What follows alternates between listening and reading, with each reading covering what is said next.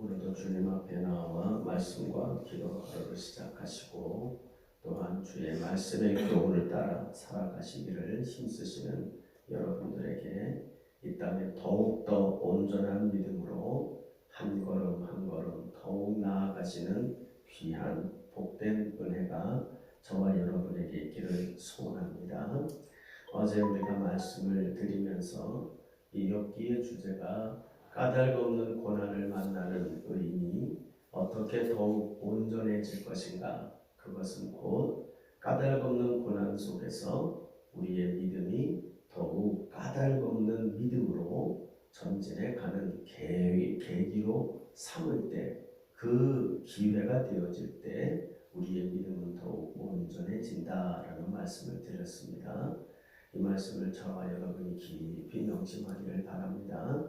믿음을 갖는 것도 중요하지만 그 가진 믿음이 더욱 순전하고 온전한 믿음이 되는 것은 매우 중요한 주제다라는 것을 잊지 않아야 합니다.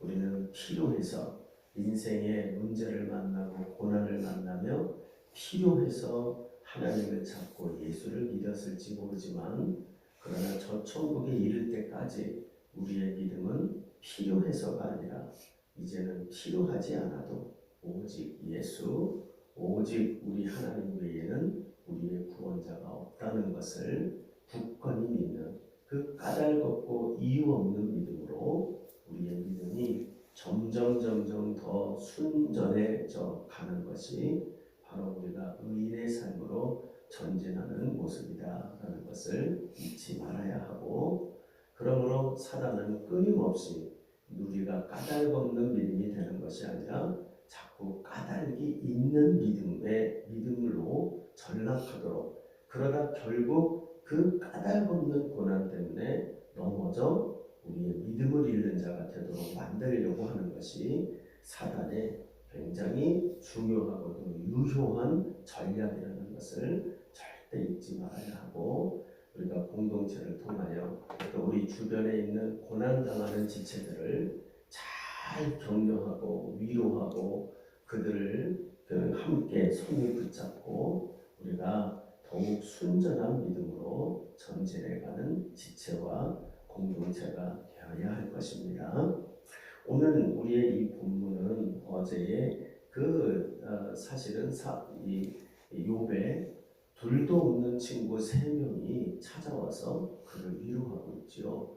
그 위로는 굉장히 중요한 모습인데, 그러나 결국 그들이 입을 열어 이 욥에게 그 너의 이 고난에서 이겨나가기 위해서 이 고난을 이기는 지혜를 이야기를 하고 있는데, 그 내용이 그를 온전한 의인으로 세워주는 것이 아니라 도리어 사단의 도구가 되어 세상의 인과 운보의 법칙, 즉 인과율로 그들을 이 욥의 믿음을 흔들고 있는 그 이야기들이 나타나고 있는 것을 살폈습니다. 우리는 어제 4장의 내용으로 이 엘리바스의 이야기하는 전반부의 이야기를 들었죠. 그것은 세상의 일반론이에요. 욥아, 네가 잘 살펴봐. 너는 지금 이유가 없는 고난이라고 네가 말하지만 그런 고난은 없어. 이유가 있는 거야. 이유를 찾아봐. 그리고 빨리 너의 잘못을 찾고 하나님 앞에 엎드려. 이렇게 이야기를 하고 있는 인과율에 의한 지극히 당연한 권면을 그에게 하고 있습니다. 근데 문제는 뭡니까? 그러한 인과율에 의한 그 권면의 결과물은 결국 욥을 정죄하게 되어집니다. 너는 네 죄가 있다니까. 그 증거가 바로 너의 이 고난이라니까. 이런 고난은 하나는 게 아니야. 이런 고난을 만났다는 건 너는 심각한 죄가 있다는 것을 발견해야 돼. 빨리 찾아봐. 결국 이 엘리바스의 얘기가 정죄로 그 지체를 몰아넣고 있는 모습을 보게 됩니다. 여러분, 이것이 굉장히 사단적이라는 걸 기억해야 합니다. 우리는 고난 속에 있는 지체를 정죄로 몰아넣는 우리의 사고와 우리의 태도가, 그것이 아무리 옳은 얘기를 하고 있다 할지라도 그러한 그들을 정죄로 몰아넣고 있다면 그것은 대단히 사단적이라는 것. 결국 그를 정죄하게 되면 그는 하나님께 가까이 가는 게 아니라 하나님과 더 멀어지게 된다는 것. 우리가 이것을 꼭 명심하며 오늘도 이어지는 엘리바스의 이야기입니다만 이렇게 고난 중에 있는 지체를 정죄로 밀어넣고 그 고난으로 말미암아 사단이 기뻐하고 있는 그 전략대로 그 일을 수행하는 자들이 어떠한 태도로 그의 지체들을 정죄로 몰아넣고 있는가 하는 것을 오늘 이 5장에 나오는 본문으로 살펴보게 됩니다. 이 5장의 해석은 조금 독특하다고 생각이 되어져요. 두 개로 나눠야 돼요. 즉 내용은 지극히 맞아요. 그래서 여러분이 5장을 읽으면서요, 아멘 아멘 해도 괜찮아요. 왜냐면 이게 엘리바스의 얘기이기 때문에 맞는 말이 아니거든요. 틀린 말인데도 불구하고 그가 말하는 내용은 구구절절 틀리는 말이 하나도 없어요. 그의 말은 모두가 맞아요. 그런데 동시에 두 번째가 뭐냐면 그의 말은 모두가 틀렸어요. 왜냐하면 그의 내용이 문제가 아니라 태도가 문제예요. 그의 태도가 전부 다 잘못됐어요. 그 고난 중에 있는 지체를 대하는 태도, 그 고난 중에 있는 지체를 그 하나님께로 더욱 가까이 이끌어가는 자의 역할을 해야 되는데 그것이 아니라 도리어 그의 이 올바른 내용으로 더욱더 그를 정죄하고 하나님께 멀어지게 만드는 역할을 하고 있기 때문에 그가 하는 말은 모두가 틀렸어요. 그래서 여러분 오늘의 본문을 읽으면서 어떤 구절이 여러분에게 탁 와서 닿아가지고 아멘 소리가 나올 때 아닌데 이거는 욥이 아니라 엘리바스의 얘기인데 이거는 아멘 하면 안 되는데 이러실 필요 없어요. 아멘 하세요. 이 엘리바스가 하는 말은 한마디도 틀린 말이 없어요. 읽어보세요. 하나도 틀린 말이 없어요. 그 말에 여러분이 그 내용에 대해서는 아멘을 해야 돼요. 그러나 아무리 맞는 말을 하고 있는데도 그의 태도에는 모조리 틀렸단 말이에요. 그래서 우리가 오늘 이 본문에서 저는 여러분에게 맞는 내용을 가지고 여러분에게 오늘 교훈을 삼기보다는 이 지극히 맞는 말을 하고 있지만 그러나 잘못된 말을 하고 있는 이 엘리바스의 내용을 통하여 우리가 고난 중에 있는 지체에게 보이면 안 되는 태도, 고난 중에 있는 지체에게 아무리 맞는 말로 권면을 하더라도 가져서는 되지 아니하는 태도가 어떤 것들인가 하는 것을 우리가 살펴보면서 주의해야 하겠구나. 이러한 것에 사실은 제일 많은 실수를 할 수 있는 자들은 신앙의 연조가 깊은 사람들 또는 가르치는 자리에 있는 사람들, 저와 같은 사람들이 제일 많은 실수를 할 수 있는 것이 오늘의 이 5장에 나오는 엘리바스와 같은 태도입니다. 모쪼록 저와 여러분 그리고 우리 공동체가 참으로 이 고난 중에 몸부림치는 우리의 지체와 성도들 또는 이 세상에 대하여 참으로 그를 정죄하며 하나님 앞에 하나님과 멀어지게 하는 자로 만드는 것이 아니라 우리가 그에게 참으로 바르게 가져야 되는 지체의 태도를 우리가 견지함으로 그들 한 사람 한 사람 고난 중에 있는 지체를 더욱더 순전한 믿음의 길로 인도하고 함께 걸어가는 그런 모습이 저와 여러분에게 있기를 소원합니다. 그러면 오늘 이 엘리바스가 맞는 말인 것 같지만 그러나 고난 중에 있는 이 욥을 정죄하면서 그를 하나님과 멀어지도록 이끌어가는 이 엘리바스의 그 모습에 잘못된 태도가 있다면 무엇일까? 그 첫째는 바로 그는 판단하는 태도를 보이고 있어요. 2절에서 7절을 보면 그게 잘 나타납니다. 이 욥에 대하여 하는 것을 옆에서 봅니다. 같이 물론 일주일 동안 울어줬어요. 그리고 그가 하는 통곡의 이야기를 옆에서 들었습니다. 그리고는 그가 하고 있는 탄식과 절망의 이야기를 쭉 깊이 들었어요. 근데 듣고 난 다음에 이가 보이고 있는 태도가 뭐냐면 판단하는 태도를 가져요. 그래서 그가 이렇게 말을 하죠. 2절을 보면 분노가 미련한 자를 죽인다. 시기가 어리석은 자를 멸한다. 이게 지금 누구한테 하는 얘기죠? 지금 이게 욥에게 하는 얘기예요. 욥을 뭐라고 얘기하냐면 너는 미련한 자라는 거예요. 그리고 뭐라고 말합니까? 어리석은 자라는 거예요.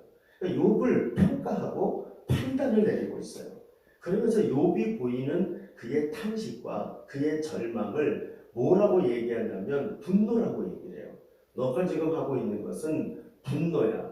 화가 났지? 네 뜻대로 안 돼서 세상에 대해서 화가 나고 네가 원하는 대로 안 돼서 너 자신에게 화가 났지? 너가 지금 탄식하고 있지만 너의 탄식은 분노일 뿐이야. 이렇게 얘기를 하는 거예요. 그리고는 또 하나는 그가 보이는 탄식을 시기라고 말해요. 뭐라고 말합니까? 너는 전에는 다 가졌으니까 만족스러웠지. 이제는 모든 것이 다 잃었으니까 그 속에서 가진 자들을 향하여 시기심이 올라오지. 그러니까 너가 지금 하고 있는 것은 분노와 시기야. 그리고 4절에 가면 이런 얘기를 하죠. 그의 자식들은 구원에서 멀다. 성문에서 억눌리나 구하는 자가 없다. 이게 지금 무슨 얘기입니까? 지금 자식이 모조리 하루아침에 죽었잖아요. 그런데 그 죽은 자식에 대한 이야기를 뭐라고 말하냐면 그놈들도 잘못이 있었던 거야. 그러니까 구원에서 멀다는 게 그거잖아요. 심판당한 거라는 거예요. 심판을 당했고 그 심판이 혹독해서 아무도 그 사실 집이 무너져서 기둥에 깔려 죽었잖아요. 근데 그 죽음을 이야기하면서 성문에서 억눌리나 구하는 자가 없었어. 네 자식도 죽을 만해서 죽은 거야. 이렇게 말합니다. 그리고 5절을 보세요. 그가 추수한 것은 줄인 자가 먹되 덫에 걸린 것도 빼앗기고 올무가 그의 재산을 향하여 입을 벌린다. 그렇죠? 모든 재산을 잃었거든요. 그 잃어버린 재산에 대해서 뭐라고 말하느냐? 그것도 이유가 있어서 다 잃어버리게 된 거야. 무슨 얘기죠? 판단을 내리고 정죄를 합니다. 그러면서 하는 것이 6절, 7절을 보면 재난은 티끌에서 일어나는 것이 아니고 고생은 흙에서 나는 것이 아니다. 그러니까 이러한 너가 당하는 고난은 이 땅에서 벌어지는 일이 아니라는 거예요. 그것은 뭐냐? 7절을 보면 사람은 고생을 위해서 났으니 불꽃이 위로 날아가는 것 같다. 그러니까 이 모든 인생은 위로 올라간다. 그러면 그 얘기는 뭐냐면 이 땅에 살아가는 모든 축복은 거꾸로 위에서부터 내려오는 것이라는 거예요. 다 날아갔다는 너가 불질름을 당해서 하나님이 다 걷어갔다는 겁니다. 그러니까 지금 이 얘기가 전부 뭐냐면 네가 지금 당한 거는 바로 너가 똑바로 알아야 돼. 이유가 있는 거야. 이 어리석은 자야. 이 바보 같은 놈아. 그리고 너의 자식도 죄를 지어서 그렇게 된 거고 네가 가졌던 재물도 이유가 있어서 하나님이 싹 걷어간 거야. 하나님께 네가 지금 뭘 잘못했는지를 빨리 찾아내. 이 얘기를 이렇게 하는 거예요. 그러니까 이게 다 맞는 말이지만 그러나 이는 틀렸어요. 뭐합니까? 지금 욥은 분명히 1장에서 나왔죠. 그가 당한 고난은 까닭이 없는 고난이에요. 이유가 없는 거. 이게 정확한 팩트란 말이에요. 보이지 않는 영적인 것이지만 그러나 그는 그것을 제대로 이해하지 않고 작은 자기의 생각으로 작은 자기의 시각으로만 딱 바라보면서 뭘 하고 있느냐면 판단하는 거예요. 여러분 우리가 고난을 당한 지체에게 이렇게 얘기할 수 있습니다. 또는 고난을 당하고 갖가지 문제 때문에 힘들어하고 여러 가지 어려움을 당하고 우리가 작은 우리의 생각과 우리의 시각으로는 이해가 안 될 때가 훨씬 많아요. 그렇죠?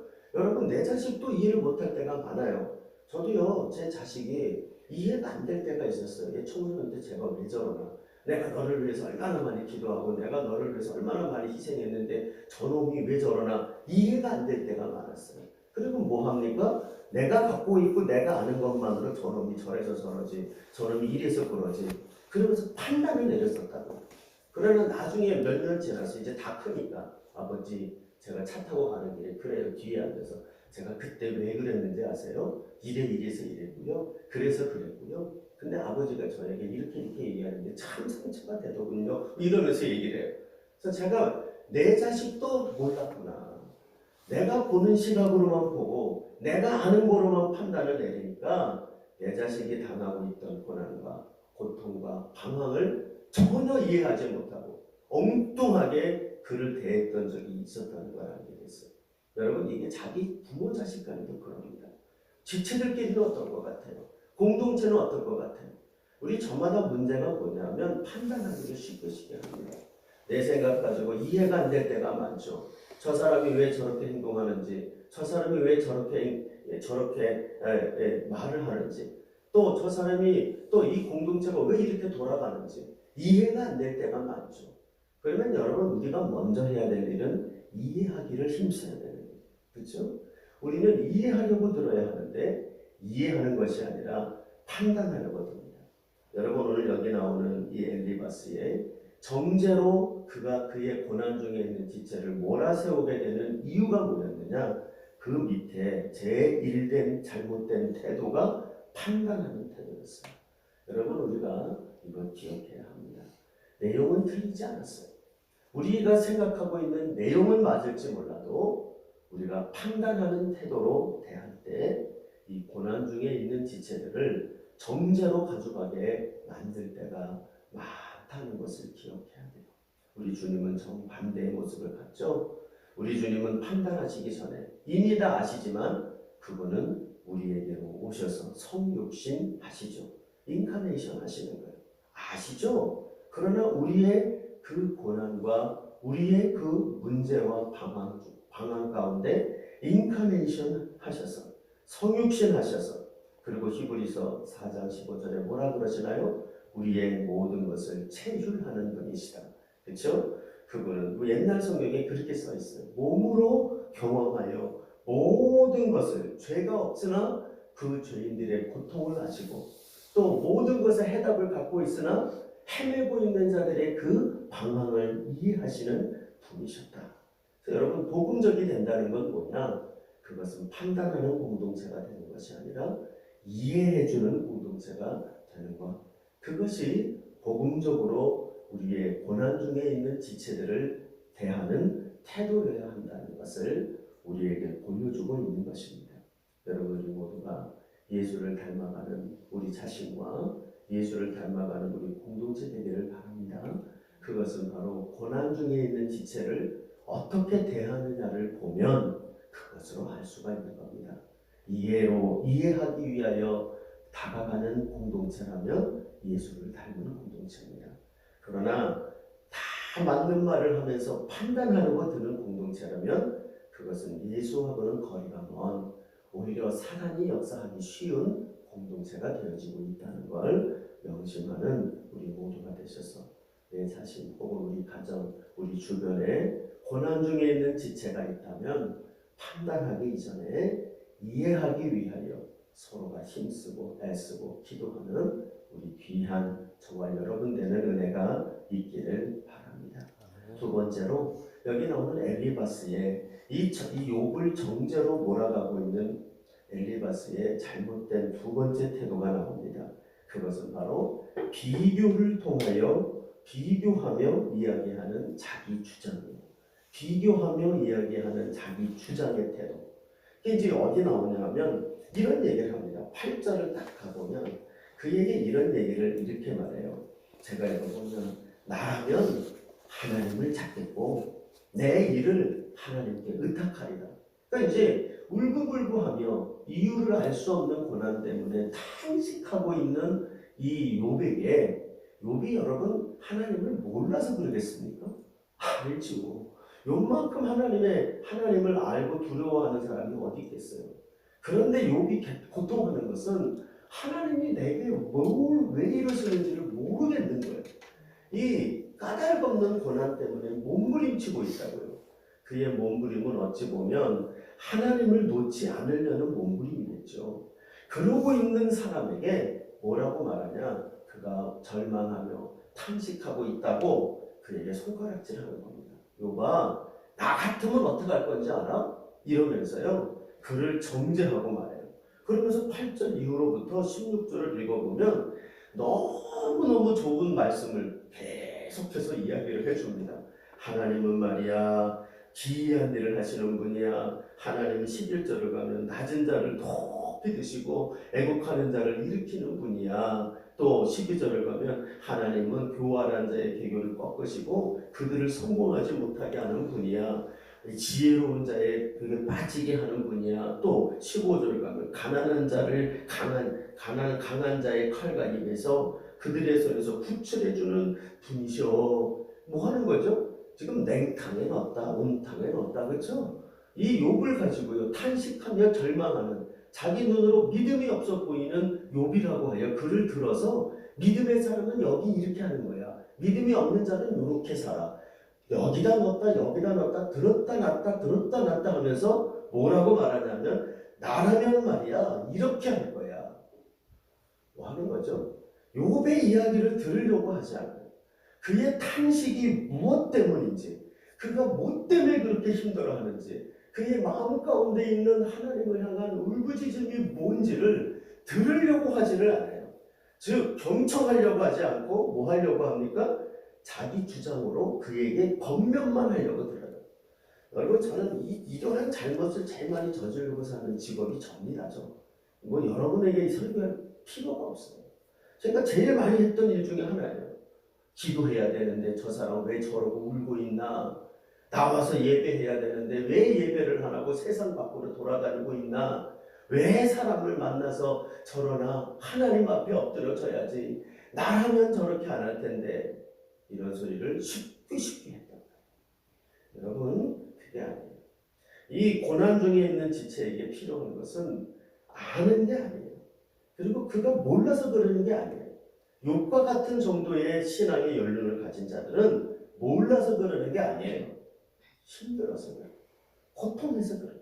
그러므로 그의 곁에 누가 있어야 되느냐? 들어주는 자가 있어야 돼요. 하나님이 물론 들어주지만 나중에 뒤에 29장인가 가보면 욥이 이야기를 합니다. 하나님이 계신 건 나 알아. 근데 어디 있어? 하나님이 계시다 그래서 앞으로 가보니 아무도 없어요. 뒤를 돌아봤는데 아무도 없어. 오른쪽을 봐도 아무도 없어. 왼쪽을 봐도 아무도 없어. 하나님이 계시다는데 어디 있냐고. 내가 모르지 않는다는 거예요. 하나님 계시다. 그런데 아무도 없어요. 근데 여러분, 그때 누가 있어야 되겠어요? 지체가 있어야죠. 그렇죠? 공동체가 있어야죠. 그때 교회가 있어야죠. 그러니까 고난 중에 있는 자에게 필요한 건 들어주는 누군가가 있어야 된다. 들어주는 누군가가. 근데 들어주려고 하지 않고 뭐 하냐면 지적질을 하는 거예요. 그리고 주장을 하는 거예요. 나라면 말이야 이렇게, 나라면 말이야 저렇게. 다 쓸데없는 소리입니다. 그게 필요한 게 아니에요. 그에게 필요한 건 지금 자기의 탄식을 들어주는 자들이 필요한데, 지금 자기 주변에 있는 친구 셋이 와서 같이 울어준 건 고마우나 그들은 뭐 하고 있느냐 하면 욥의 탄식을 들어주는 것이 아니고 그를 가르치려 들죠. 그리고 그에게 자기 주장을 합니다. 나라면이라고 하는 이야기를 들을 때 얼마나 욥이 아플까요? 욥에게 필요한 얘기는 나라면이 아니고 그에게 필요한 건, 야, 나였어도 너하고 똑같겠다. 나였어도 그랬겠다. 얼마나 아프냐. 나였어도 울었겠다. 얼마나 탄식하냐. 근데 너는 나보다 낫다. 나였으면 이렇게 못했다. 그에게 필요한 말은 나라면이 아니고 나였으면 하고 이야기하는 지체가 필요했던 거죠. 여러분, 물론 위로가 다는 아니에요. 힘들고 잘못될 때 가르쳐주는 사람 필요합니다. 근데 그 가르침보다 먼저 필요한 것은 뭐냐면 바로 들어주는 경청이 먼저 필요합니다. 이 경청이 없는 가르침, 이것이 지금 무엇으로 이끌어가냐 하면 그를 정죄로 몰아붙이는 이러한 엘리바스의 모습이 되고 마는 것입니다. 결국 이러한 엘리바스의 태도는 17절 이후로 보면 바로 그것은 교만한 태도를 보이게 됩니다. 여러분, 교만이 뭔지 아세요? 교만은 무엇이냐면 지가 아는 것이 사는 것을 착각하는 거예요. 그러니까 교만한 사람들의 특징이에요. 교만한 사람들은 많이 압니다. 많이 아는데 많이 알고 있는 것이 사는 것인 줄로 착각하는 거예요. 그래서 여러분, 여기 보면 17절부터 27절 읽어보면 기가 막힌 얘기를 막 합니다.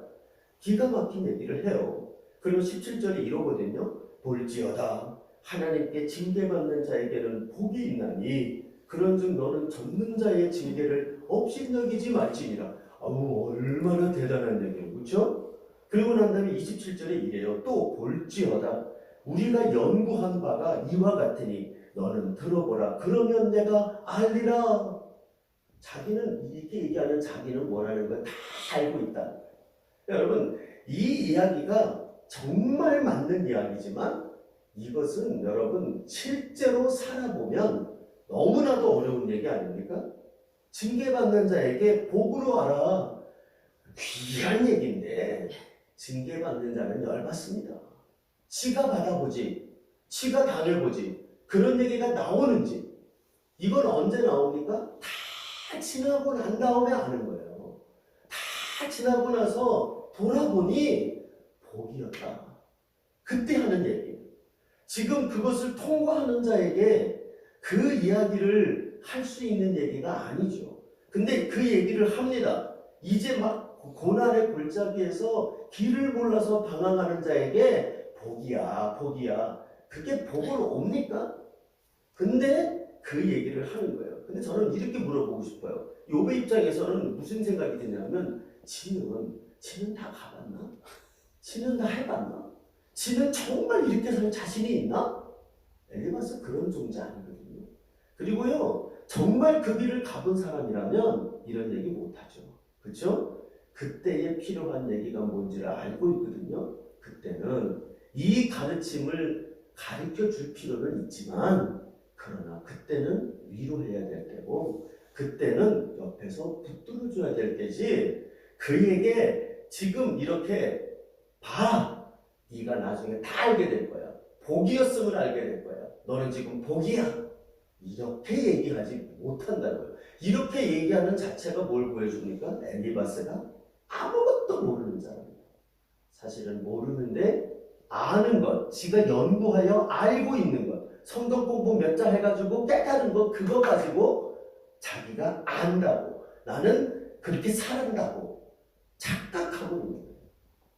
여러분 우리가 믿음으로 산다, 복음으로 산다라는 것을 착각할 때가 있어요. 예수를 믿으면 구원받는다, 천국 간다는 거 아는 것만으로 내가 마치 그대로 복음적으로 산다고 생각을 한다고요. 그러지 않아요. 예수님만으로 사는 게 얼마나 어려운지 아세요? 예수님만을 믿는 믿음으로 사는 게 얼마나 고된 길인지 아세요? 그 십자가의 길을 가는 길은 눈물의 골짜기거든요.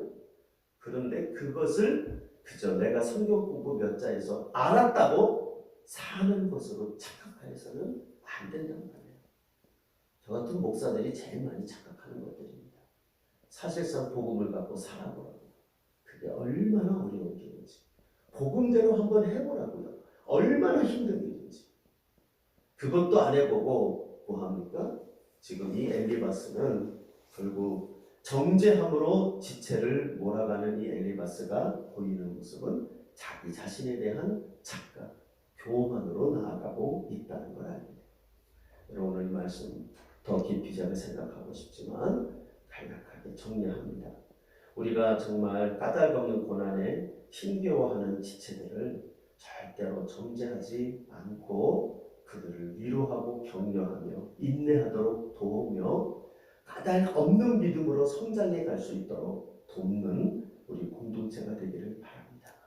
맞는 말 속에 빠져서 그 맞는 내용 하나 붙잡고 있다고 함부로 판단하지 말고 그리고 경청하기보다 주장하려고 들지 말고 또 아는 것을 사는 것으로 착각하지 말고 정말 우리가 잘 아는 그대로 살아가고 그것을 가지고 우리의 고난 중에 있는 지체들을 이해하고 경청해주고 또한 더욱 그와 함께 겸손해짐으로 말미암아 함께 주님 앞에 순전한 믿음, 온전한 믿음으로 부디 전진해가는 은혜가 우리 행복한 사랑교회 또 미소 사랑교회에 함께하는 역사가 나타나기를 간절히 바랍니다. 또 믿음을 갖고 이끌어가는 지도자들부터 이러한 공동체를 만들어 가기 위하여 힘쓰는 은혜가 저와 여러분에게 있기를 주님의 이름으로 간절히 부탁드립니다. 오늘 말씀을 가지고 주님과의 기신 기도로 마무리하고 같이 기도하시고 또